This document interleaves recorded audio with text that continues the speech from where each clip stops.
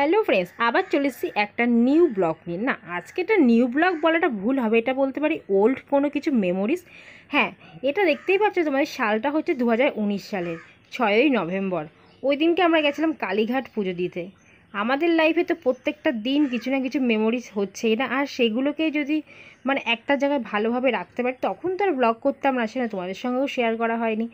তো আজকে তোমাদের সঙ্গে সেই টাইমে কোথায় গেছিলাম, কি করেছিলাম, কিছু জিনিস তোমাদের সঙ্গে শেয়ার করব।